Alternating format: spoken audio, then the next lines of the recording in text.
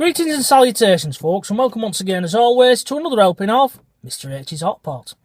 You join me today, sat in the old jalopy on this sunny day, where in a moment I'm going to be going and embarking on a bit of a quest to try and find and locate the grave of the late TV star and ventriloquist Keith Harris of Orville fame, who sadly passed away in April 2015, aged 67 years, having battled cancer for about 2 years prior to that. Now, Keith's funeral, which took place shortly after his death, was a funeral of two halves in many ways.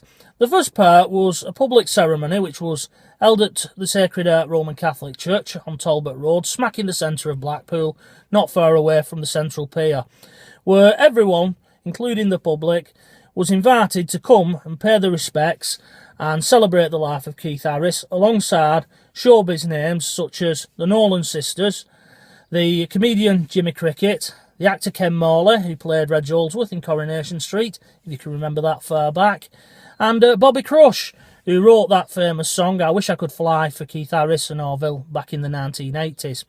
But the second part of Keith's funeral was a private burial where only his family and close friends were invited to attend.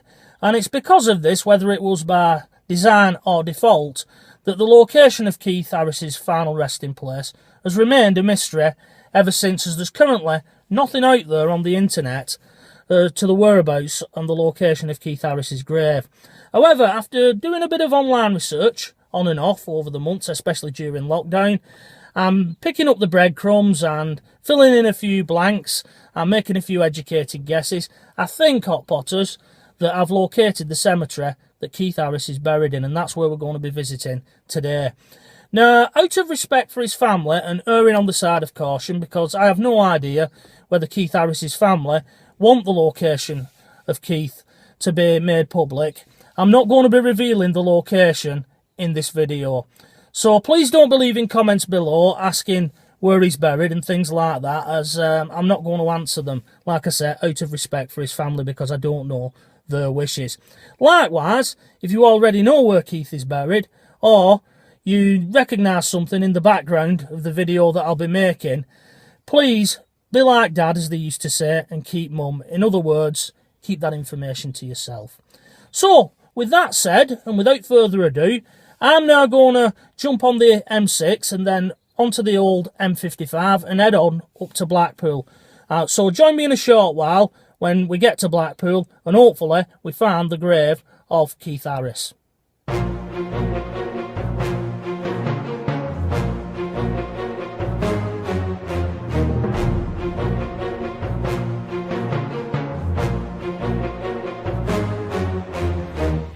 And welcome back, folks.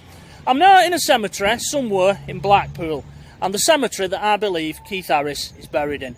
Now, as I've previously stated in this video already, there is nothing out there on the internet regarding the final resting place of Keith Harris. There's no photographs or directions or anything like that.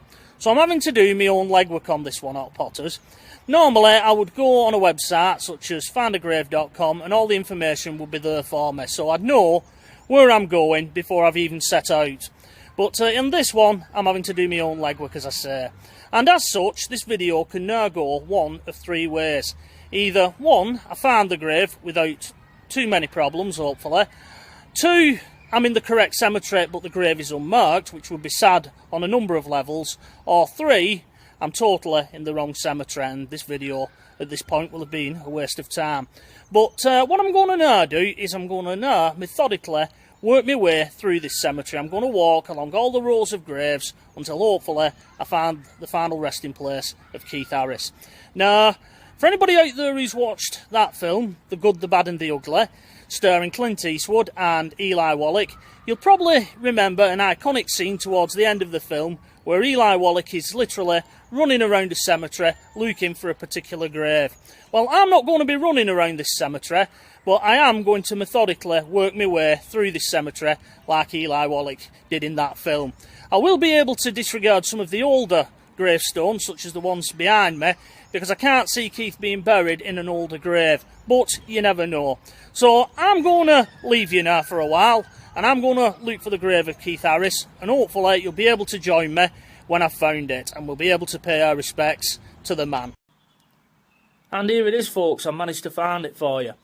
Now, I must admit to you that I almost gave this up as a bad job, as I've been walking up and down all the rows of graves in this cemetery for about half an hour now. And it was only as I was about to leave that I noticed this last section of graves almost hidden away from all the others. So I decided to come over here, check it out, and lo and behold, here it is. Anyway, here we are at the grave of Keith Harris, and I must admit to you, Hot Potters, to feeling slightly honoured to being one of the first people outside of Keith's family and circle of friends to be stood at his graveside and paying my respects to arguably one of the best ventriloquists in the business. Now, I'm assuming that the handwriting that's been reproduced on his headstone, though, is that of his wife Sarah, as it reads, "A tribute of love to my wonderful husband, Keith Shenton Harris, the love of my life, 21st of September 1947 to the 28th of April 2015, aged 67 years. A devoted husband, father, son, brother and friend." Above that, there's a little nod to the song I Wish I Could Fly, which Keith sang with Orville back in 1982, and it reached number 4 in the UK charts, I believe, with some of the lyrics slightly changed to read, "He wished he could fly up to the sky. Now he has, and I have gone with him." Either side of that, there is a picture of Keith and an engraving of Orville, with the words on the plinth below, "I may be gone, but not forever. One day again, we'll be together." Now, something I didn't know until doing some research for this video was that Keith had actually been in the entertainment business from being about 6 years old, as his father, Norman, also did a ventriloquist act back in the day, which a young Keith would help out with by being the dummy sat on his father's knee. However, by the age of 11, Keith's father wanted to retire from the business, but undeterred by this, Keith decided to go solo, and by the age of 14, he had successfully learned how to throw his voice, and had turned professional, performing his very first gig at the Coliseum at Rhyl in Wales, which earned him just a tenner. Now, amazingly, Keith had invented over 170 characters during his career, but it was the creation of a green duck that couldn't fly, named Orville, and a cheeky monkey named Cuddles, that really brought Keith Harris to the public's attention back in the early 80s. Although, as the story goes, Keith wasn't all that impressed with Orville when he first saw him, but after watching how all the girls backstage would coo over him and said that Orville was cute, Keith decided to keep the puppet.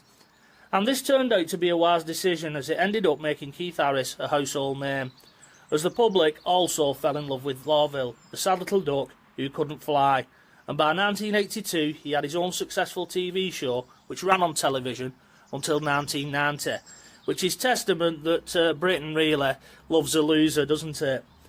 And even royalty got swept up in the Orville craze when Princess Diana asked Keith Harris and Orville to perform privately at both Highgrove and Kensington Palace on the 3rd birthdays of the then very young Princes William and Harry.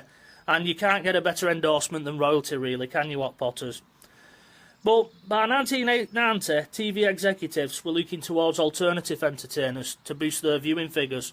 So your traditional TV shows, such as the Keith Harris Show, along with many more, were sadly axed in a bid to chase after bigger TV audiences that never really materialised, if we're being honest.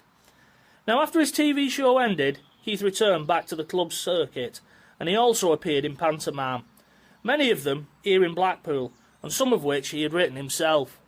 He also co-owned a nightclub for a while in Poltenley Fylde, where he lived, called Club L'Orange, which was a play on the name of the dish, Duck L'Orange, and was a cheeky nod to Orville. It's also where he met his third wife Sarah, who has had this lovely headstone made in memory of Keith.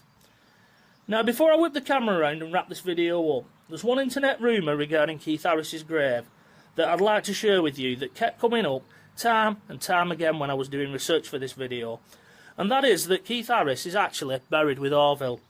However, I have to say, here and now, that after all the research that I've done for this video, and I've done quite a bit, I could find no evidence whatsoever that this is true.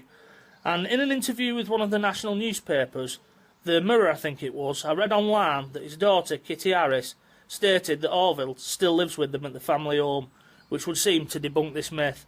But you never know. Anyway, I'm going to whip the camera round now in a moment, and we'll wrap this one up. So, in closing, thanks for the memories, Keith. You've made many people smile throughout the years, both young and old, myself included. May you deservedly rest in peace. So folks, we're more or less back where we started, and that'll just about do it for today. I hope that you've enjoyed this video and taken a look at the grave of the late TV star and ventriloquist Mr. Keith Harris, who was truly one of the good guys of the entertainment industry that sadly is no longer with us. Once again, please do not comment below asking me the location of Keith's grave, or reveal where he is buried if you already know the location of the cemetery that he's buried in, as his family may not want the location to be made public. Right then, I'm out of here, so until the next time, from myself, Mr. H, as always, it is bye-bye for now.